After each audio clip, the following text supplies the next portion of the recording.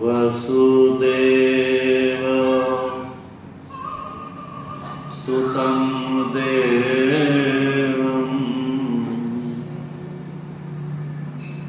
કંસચાણૂરમર્દનમ દેવકી પરમાનંદમ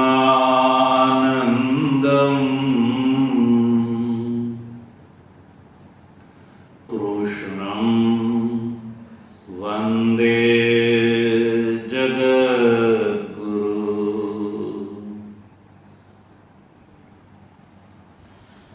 મુકં કરોતિ વાચાલં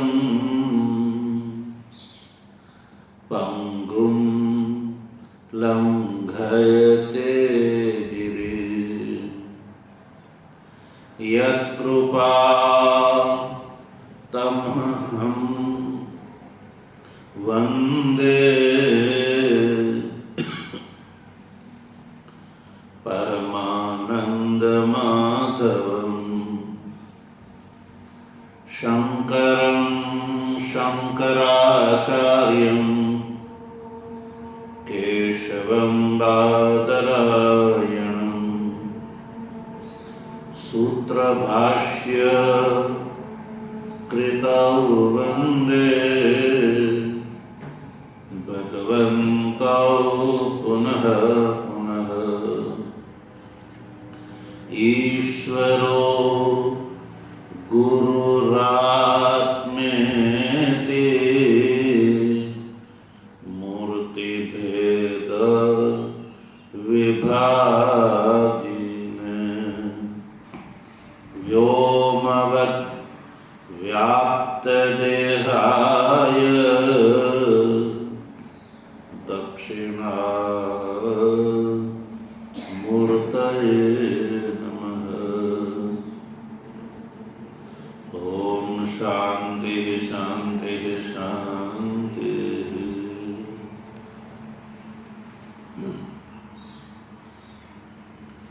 તત્વજિજ્ઞાસુ સજ્જનો, ભગવાનની પરમાનુકંપાથી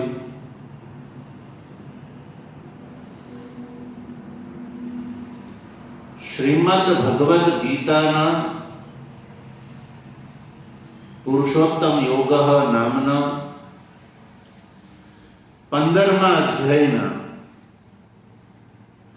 13મા શ્લોકનો આચાર્ય ભગવત્પાદ શંકરાચાર્યજી દ્વારા કૃત ભાષ્ય અનુસાર વિચાર કરી રહ્યા છીએ.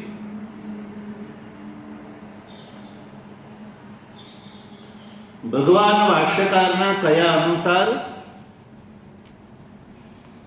આ 13મા શ્લોકમાં ભગવાન શ્રી કૃષ્ણ જે પદ છે એનું સર્વાત્મત્વ બતાવી રહ્યા છે. ચોથા, 5મા અને 6ઠા 3 શ્લોકમાં જે પદની વાત કરી એ પદ સર્વાત્મ રૂપ છે એવું બતાવવા ભગવાન શ્રી કૃષ્ણ અર્જુનને જઈ રહ્યા છે. આવા ભગવાન ભાષ્યકાર ભગવાન શ્રી કૃષ્ણનો અભિપ્રાય બતાવે છે. જે 13મા શ્લોકનો આપણે વિચાર કરી રહ્યા છીએ એમાં ભગવાને 2 વાત કરી. આ પદના સર્વાત્મત્વને ભગવાન બતાવી રહ્યા છે. એમાં 2 હેતુ. એક તો આ 13મા શ્લોકના પૂર્વાર્ધમાં કહ્યું કે હું આ પૃથ્વીની અંદર પ્રવેશ કરીને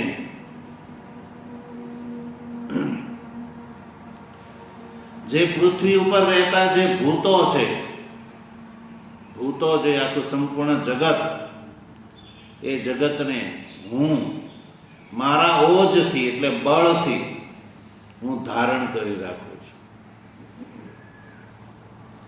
ભગવાનનું ઓજ એટલે બળ, કે જે બળ કામ રાગથી રહિત છે, જે ઐશ્વર્ય કે જે જગતના વિધારણ માટે થઈને પૃથ્વીની અંદર જે પ્રવિષ્ટ છે, જે થકી આ પૃથ્વી ગુરુતરા હોવા છતાં, ભારે હોવા છતાં પણ નીચે પડતી નથી અને એ વિનષ્ટ નથી થતી, એનું વિદારણ નથી થતું. એટલે પૃથ્વી પોતાની જગ્યાએ સ્થિર છે અને પૃથ્વી જે છે એનું વિદારણ નથી થતું, એટલે વિશીરણ નથી થતું, એ જુદી પડી જતી નથી, પણ પિંડીકૃત રહે છે. જેના કારણે પૃથ્વી પિંડીકૃત રહે છે અને ધારણ થયેલી રહે છે. તો આ પૃથ્વીનું ધારણ થવું અને પિંડીકૃત રૂપ જે છે એ બતાવે છે કે પરમાત્માનું બળ સતત અંદર છે, જેના થકી પૃથ્વી પિંડીકૃત અને ધારણ થયેલી રહે છે. ભગવાન ભાષ્યકાર ભગવાન આ શ્રી કૃષ્ણના સમર્થનમાં, એટલે કે ભગવાન શ્રી કૃષ્ણનું આ જે કહેવું એ યુક્તિયુક્ત છે, પ્રમાણભૂત છે, વૈદિક છે, એ બતાવવા માટે થઈને ભગવાન શ્રી કૃષ્ણના આ કથનના સમર્થનમાં બે શ્રુતિ વાક્યો પ્રમાણના રૂપમાં ઉપસ્થિત કરે છે.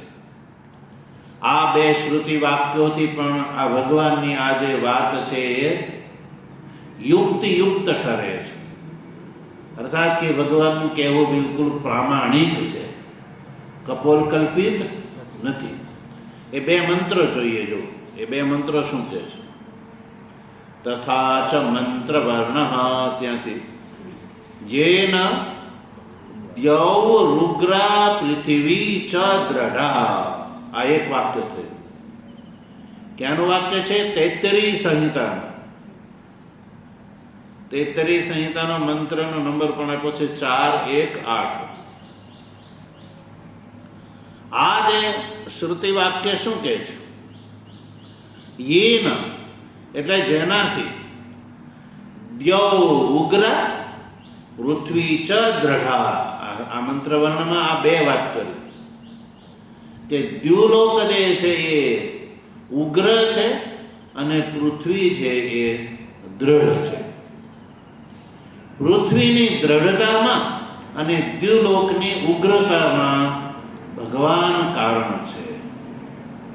યેન એટલે જેનાથી, યેન એટલે જેનાથી, એટલે કે જેનાથી એટલે કોનાથી? પરમેશ્વર સિવાય કોઈનામાં આ સામર્થ્ય, એટલે જેનાથી દ્યૌ ઉગ્રા, દ્યૌ ઉગ્રા એટલે દ્યુલોક જે છે એ ઉપરની તરફ ઉઠેલો છે. દ્યુલોક એટલે સ્વર્ગલોક. પછી પૃથ્વી દ્રઢા, પૃથ્વી જે છે એ પોતાની જગ્યાએ દ્રઢ છે, સ્થિર છે. એમાં કારણ છે પરમાત્મા, જેનાથી આ થાય છે.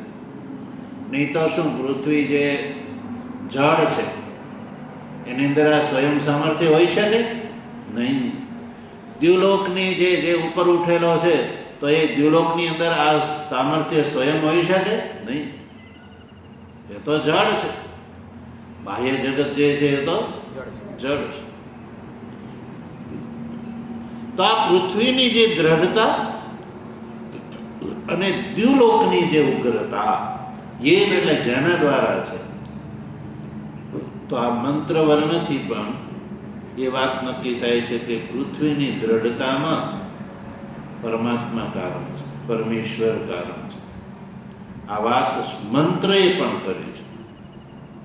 તૈત્તરીય સંહિતા ના મંત્રમાં પણ આ વાત કહેલી છે એટલે ભગવાન શ્રી કૃષ્ણનું જે કથન છે એ પૂર્ણતઃ પ્રમાણજન્ય છે,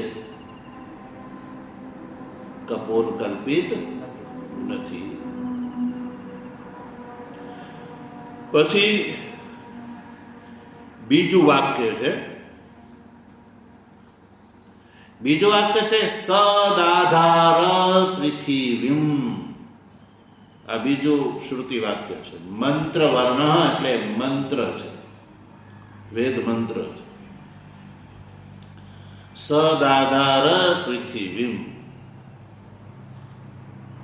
સ મને પરમેશ્વરે પૃથ્વીમ દાધાર, પૃથ્વીને ધારણ કરી રાખી છે. દાધારનો અર્થ છે ધારણ કરી રાખી છે. કોને ધારણ કરી રાખી છે? પૃથ્વીમ એટલે પૃથ્વીને.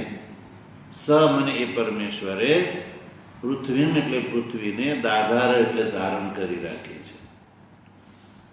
આ જે મંત્ર વાક્ય છે એ મંત્ર વાક્યનો અર્થ શું છે કે તે પરમેશ્વરે પૃથ્વીને ધારણ કરી રાખી છે. આ વાત કોણ કહે છે? આ મંત્ર કહે છે. તો આ મંત્રથી એ નક્કી થાય છે કે પૃથ્વીને ધારણ કરવા વાળો કોણ છે? પરમાત્મા છે. પછી પૃથ્વીની દ્રઢતામાં કારણ કોણ છે? કે પરમાત્મા છે. તો આ બેઉ વાત પૃથ્વીની અંદર પ્રવેશ થઈને ભગવાન પૃથ્વીને નીચે પડવા નથી દેતા, એટલે દ્રઢ કરીને ધારણ કરી રાખે છે. દ્રઢ છે એના કારણે પૃથ્વી દ્રઢ છે. અને વિદીરણ નથી થતું એટલે કે એને ધારણ કરી રાખીએ છે એટલે વિદીરણ નથી થતું. આ બેવ કાર્યમાં આ બેવ મંત્ર વર્ણ છે એ ભગવાનના કથનમાં પ્રમાણ છે. કોઈ એમ ન કે ભગવાને કહ્યું છે એ પ્રમાણભૂત નથી, આ વૈદિક નથી, એવું કોઈ કહી શકે નહીં. હવે બીજો મંત્ર એનો છે ઋગ્વેદ સંહિતાનો છે. 8, 7, 3, 1 એ નંબર પણ છે. એટલે કોઈને ભગવાનના કથનમાં પ્રમાણ શોધવું હોય તો આ જગ્યાએ જઈ અને આ વૈદિક મંત્રનો પણ વિચાર કરી શકે અને એ નક્કી કરી શકે કે ભગવાન આ પૃથ્વીની અંદર પ્રવિષ્ટ થઈને પૃથ્વીને ધારણ કરી રાખે છે અને પૃથ્વીને દ્રઢ કરી રાખે છે અને ધારણ કરી રાખે છે. પૃથ્વી દ્રઢ છે અને ધારણ થઈ રહી છે. એટલે પૃથ્વીનું વિદારણ નથી થતું અને અધઃપતન નથી થતું. આ બે કાર્ય. પૃથ્વીનું અધઃપતન નથી થતું અને વિદારણ નથી થતું. અધઃપતન એટલે નીચે પડવું અને વિદારણ એટલે વિખાઈ જવું, પિંડીકૃત રહેવું. જો અંદર લાડવામાં સ્નેહ ન હોય તો એકલો લોટને તમે ભેગો કરો તો લાડવો રહે નહીં. અંદર જે ઘૃત તેલાદી છે એ એને પકડી રાખે છે. એમાં પૃથ્વી જે છે પિંડની માફક, લાડવાની માફક જે પકડાયેલી છે એનું કારણ છે ભગવાન, એવું કહે છે. એટલે ભગવાનની વાત બિલકુલ યુક્તિયુક્ત છે એવું કહે છે. જો આગળ ભાષ્યકાર અતઃ ગામાવિશ્ય ચ ભૂતાની ચરાચરાણી ધારયામી ઇતિ યુક્તમ ઉક્તમ.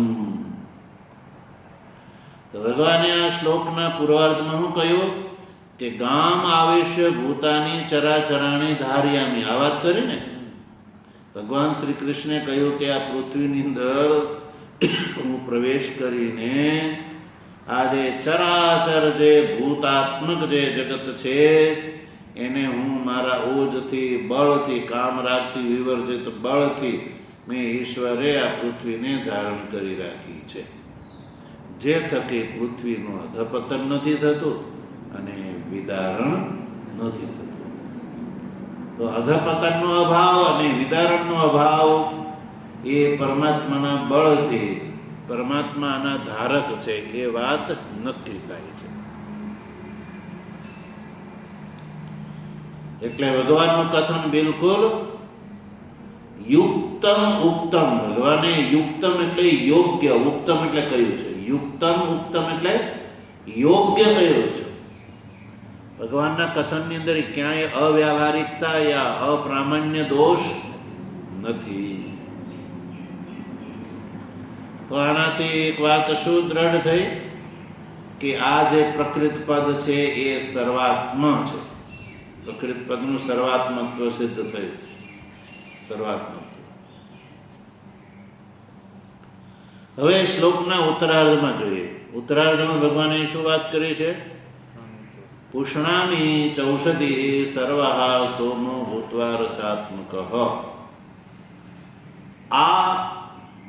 આ જે મૂળ જે પદની વાત કરી ભગવાને ચતુર્થ પંચમ એમ ષષ્ઠ શ્લોકમાં, એ પદનું સર્વાત્મત્વ બતાવવામાં એક વધારે હેતુ,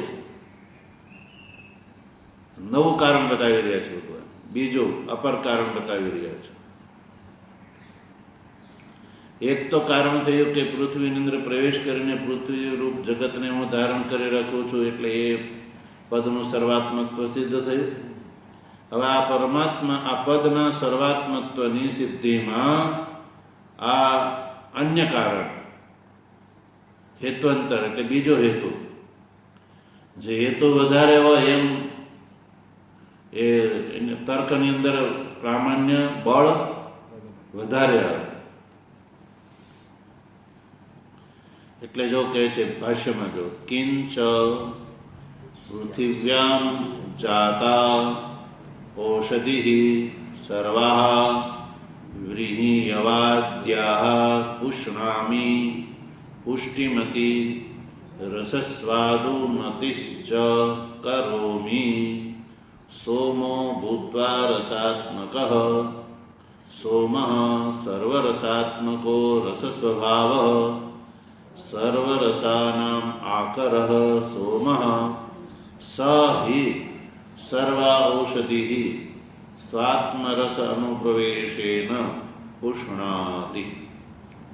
આ જે પંક્તિનું આપણે જે પઠન કર્યું એ પંક્તિમાં મૂળ શ્લોકના પદોને જો તમે જુદા પાડી શકો, અંડરલાઈન કરીને, જો ફરીને બોલો, કિંચ પૃથ્વ્યામ જાતા, પછી ઔષધિ સર્વાહ, આ બે પદ છે એ મૂળ શ્લોકના પદ છે, એમાં લાઈટ છે ને. પછી વ્રીહિયવાદ્યાઃ, પછી જે પુષ્ણામી પદ આવે છે એ મૂળ શ્લોકનું એ લાઈટ છે. એમાં પુષ્ટિમતી રસસ્વાદુમતિશ્ચ કરોમિ, આ જે પંક્તિ પછી સોમો ભૂત્વા રસાત્મક, આ ત્રણ પદ છે એ મૂળ શ્લોકના છે. એમાં અક્ષર બોલ્ડ નહીં હોય, લાઈટ અક્ષર એ પુસ્તકમાં. તો આ પંક્તિની અંદર શ્લોકના ઉત્તરાર્ધમાં જે પદો રહેલા છે એ બધા ગ્રહણ થઈ ગયા. બરાબર? તો હવે ભગવાન શ્રી કૃષ્ણ, જો ભાષ્યકાર શું કહે છે, કિંચ, કિંચ મને વધારે, ઓર, આ બીજી વાત. કિંચ એટલે બીજી વાત. પૃથ્વ્યામ જાતા ઔષધિ, ઔષધિ શેમાં ઉત્પન્ન થાય છે? પૃથ્વીમાં. બધી જ ઔષધિ પૃથ્વીમાં, એટલે પૃથ્વ્યામ જાતા ઔષધિ, પૃથ્વીની અંદર ઉત્પન્ન થતી જે ઔષધિ છે. ઔષધિ ભગવાન શ્રી કૃષ્ણે મૂળ શ્લોકમાં ઔષધિ શબ્દનો પ્રયોગ કર્યો છે ને, ઔષધિ. હવે આ ઔષધિ છે કોઈ એક તો છે ને, અનેક પ્રકારની ઔષધિઓ પૃથ્વીમાં રહેલી છે. એટલે ઔષધિનું વિશેષણ છે સર્વાહ. સર્વાહ એ શેનું વિશેષણ છે? ઔષધિનું. સર્વાહ ઔષધિ એટલે બધી જ ઔષધિ. બધી એટલે કઈ કઈ ઔષધિ હશે? તો ભાષ્યકારે નામ બતાવ્યા, વ્રીહિયવાદ્ય, વ્રીહિયવાદ્યાઃ, વ્રીહિયવાદ્યાઃ સર્વાહ ઔષધિ. વ્રીહિયવ વગેરે જે પૃથ્વીની અંદર ઉત્પન્ન થતી ઔષધિ, જે પૃથ્વીની અંદર ઉત્પન્ન થાય છે. વ્રીહિ એટલે ધાન્ય, ચાવલ, એને કહેવામાં આવે વ્રીહિ. અને યવ, યવ પણ જે હોમમાં જેનો પ્રયોગ થાય છે, યવ, જેને આપણે ગુજરાતી ભાષામાં જવ કહેવામાં આવે.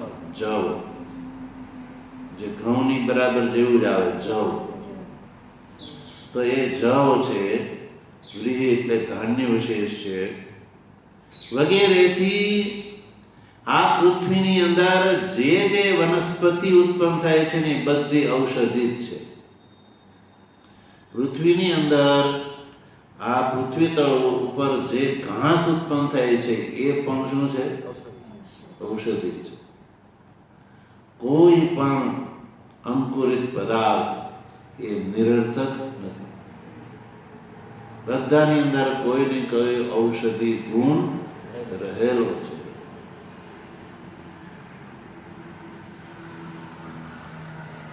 એવી કોઈ વનસ્પતિ નથી જે ઔષધિ ન હોય.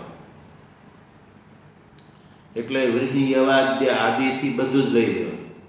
પૃથ્વીની અંદર જે ઉગતી વસ્તુ એ બધી ઔષધિ. કે છે પુષ્ણામી. પુષ્ણામીનો અર્થ કરો પુષ્ટિમતી રસા સ્વાદુમતીશ્ચ કરોમિ. પુષ્ણામીનો અર્થ છે હું એનું પોષણ કરું છું. પૃથ્વીની ઉપર ઉત્પન્ન થતી જે જે વ્રીહી યવ વગેરે ઔષધિ છે એ બધી ઔષધિને હું એનું પોષણ કરું છું. અને એ વાત તો નક્કી છે. તમે ખેતરની અંદર વાવી દો, વરસાદ આવ્યો, ખેડી નાખ્યું ખેતર, આ બધું કરો, ઘઉં વગેરે, જવ વગેરે, તિલ વગેરે, આ ચાવલ વગેરે તમે રોપી દો, પછી આગળમાં તો તમારો વસ ચાલે છે? એને મોટું તમે કરો છો? ખેડૂત કરે છે નહીં. એનું પોષણ કોણ કરે છે? મનુષ્ય તો કરતો નથી, એ નક્કી વાત, અને થઈ રહ્યો છે એ નક્કી વાત. પણ થઈ રહ્યો છે પણ મનુષ્ય કરી શકતો નથી. તો કોઈ પાક બગાડવા દે કોઈ નહીં. એટલે ઈશ્વર દ્વારા થઈ રહી છે, ઈશ્વરની આ વ્યવસ્થા છે. તમને તમારા ખેતરના ખૂણે કંઈ ઊભો ઈશ્વર કંઈ ઊભો હોય એવું દેખાશે નહીં કે પેલો રાતે આવીને પોષણ કરી જતો હશે. એવી વાત આ નથી. ઈશ્વરની એક વ્યવસ્થા છે, જે વ્યવસ્થાથી સમગ્ર ઔષધિનું પોષણ થાય છે. એ અવ્યવસ્થા કઈ છે? સોમરસ થઈને, સોમ થઈને, સોમ રૂપ ધારણ કરીને ઔષધિનું પોષણ કરે છે ઈશ્વર. એટલે પુષ્ણામી પદનો અર્થ કરો પુષ્ટિમતી કરોમિ. ઔષધિને હું પુષ્ટિમતી એટલે પુષ્ટ કરું છું. પુષ્ટ કરું એટલે પૂર્ણ રૂપથી એને પકાવું છું. ઘઉં જે છે આપણે જ્યારે પાકી જાય તો ઘઉં તમે વાવ્યો હોય તો એને 3 મહિના 4 મહિના 5 મહિના જે લાગતું હોય એ લાગે. તો ધીરે ધીરે અંકુરિત થાય, પછી એને છોડ બને, એની અંદર ડુંડી આવે, અંદર પહેલાં કાચા ઘઉં આવે, પછી ધીરે ધીરે ધીરે એ પાકે, પછી એ સુકાઈ જાય, છોડો પીળો થઈ જાય, ખરખરી જાય, પછી એને વાઢવાનો સમય આવે છે. તો ત્યાં સુધીનું જે પોષણ, એમ પોષણનો અર્થ છે એ વાઢવા સુધીની યોગ્યતા એ પહોંચે ત્યાં સુધીનું એ પોષણ કોણ કરે છે? આપણે તો પાણી વગેરે પાવાની જરૂર પડે ત્યારે પાણી પાઈ દઈએ, ખેડ ખાતર નાખીએ, ખાતર નાખીએ, એને નિર્વાહ પારવાનું કરીએ. પણ આ જે છે એનું પોષણ છે એ ઈશ્વર કહે છે હું કરું છું. કેવલ પોષણ જ નહીં, રસસ્વાદુમતીશ્ચ. એ રસવાળે પણ હું કરું છું અને સ્વાદવાળે પણ હું કરું છું. જે તે ઔષધનો જેવો રસ છે એ રસને હું મેન્શન કરું છું. સમજો, એ ત્યારે રસ જે તે વસ્તુનો બદલાતો. ઘઉંનો રસ હોય તો ઘઉંનો એ જ રસ છે, ચાવલ હોય તો ચાવલનો એ જ રસ છે. એવું નથી આલો ભાઈ ઘઉંની અંદર ચાવલનો રસ આવી ગયો અને ચાવલની અંદર ઘઉંનો રસ આવી ગયો, એવું થતું નથી. એટલે રસસ્વાદુમતી હું કરું છું અને એનું પોષણ એ પુષ્ટ પણ હું કરું છું. વચ્ચે કોઈ એવું અવાંતર આગંતુક કારણ આવી જાય અને ઘઉં ચાવલ જેવા થવા જોઈએ એવા ન થાય એ આગંતુક કારણ હોઈ શકે. એમાં વચ્ચે કોઈ આગંતુક બાધાને કારણે થઈ શકે. એટલે એમાં એકાંતિકત્વ ન હોય તો એવું નહીં કે ભાઈ હાલો એ કંઈ ભગવાન કેમ ન કર્યું. ભગવાનની વ્યવસ્થા એવી છે. અને આપણે કહ્યું કે સર્વ ઔષધિ પુષ્ણામ, પોષણ કરું છું. કેવી રીતે પોષણ કરે છે ભગવાન? રસાત્મક સોમો ભૂતવા. સોમો ભૂતવા રસાત્મક એટલે કે સોમ થઈને. અને સોમ પાછો કેવો? સોમનું સ્વરૂપ કેવું? રસાત્મક સોમો ભૂતવા. રસાત્મક સોમ રૂપ થઈને હું આ બધા જ પ્રકારની પૃથ્વીની અંદર ઉત્પન્ન થતી ઔષધિનું પોષણ કરું છું. રસાત્મક સોમ થઈને. જો સોમ ભૂતવા રસાત્મક, પછી જો સોમ સર્વ રસાત્મક. સોમ કેવો છે? સર્વ રસ સ્વરૂપ છે. રસ સ્વભાવ, બીજો અર્થ કરો રસ સ્વભાવ. સોમ છે એ રસ, એ જ જેનો સ્વભાવ છે. અથવા સર્વ રસાનામ આકરઃ સોમ. આ પહેલા સોમનું સ્વરૂપ બતાવ્યું. સોમનું વિશેષણ ભગવાને વાપર્યું રસાત્મક સોમ. રસાત્મક છે એ સોમનું વિશેષણ છે. એટલે સોમ કેવો છે? રસ રૂપ છે. એટલે ભાષ્યકારે ત્રણ અર્થ કર્યા. સોમ રસ, સર્વ રસાત્મક છે, રસ સ્વભાવ છે, અને સર્વ રસાનામ આકરઃ. ત્રણ વ્યાખ્યા છે. સોમ કેવો છે? સર્વ રસ રૂપ છે. રસ એ જ જેનો સ્વભાવ છે. અને સર્વ રસોનું આકર એટલે ભંડાર છે. એના વગર કોઈ રસ રહી શકે નહીં. એટલે આવો જે સોમ સ હિ સર્વ ઔષધિર સ્વાત્મરસ અનુપ્રવેશેન પુષ્ણાતિ. સોમ, સ થી લેવાનો છે એ સોમ. જે સોમ છે એ સોમ સર્વ ઔષધિ પુષ્ણાતિ. સર્વ ઔષધિ પુષ્ણાતિ, બધી જ ઔષધિનું એ પોષણ કરે છે. પુષ્ણાતિ મને પોષણ કરે છે. કઈ રીતે પોષણ કરે છે? સ્વાત્મરસ અનુપ્રવેશીને. પોતાનો જે રસ છે, સોમનો પોતાનો જે રસ છે, એ સ્વાત્મ રસના પ્રવેશ થઈને. સોમ છે એ પોતાના રસ સહિત બધી જ ઔષધિની અંદર પ્રવેશ કરી જાય છે. અને એ એના પ્રવેશથી જ ઔષધિ જે છે એનું પોષણ થાય છે અને ઔષધિ રસવાળી થાય છે. બે વાત થઈ. એક તો પોષણ અને રસયુક્ત, આ બે છે. પોષણ થવું અને રસયુક્ત બની જવું. ઔષધિનું પોષણ અને ઔષધિને રસવાળી બનાવવી. તો સોમ રસ, સોમ રૂપ ધારણ કરીને ઔષધિ છે એ રસવાળી બને છે. રસવાળી બને છે અને ઔષધિનું પોષણ થાય છે.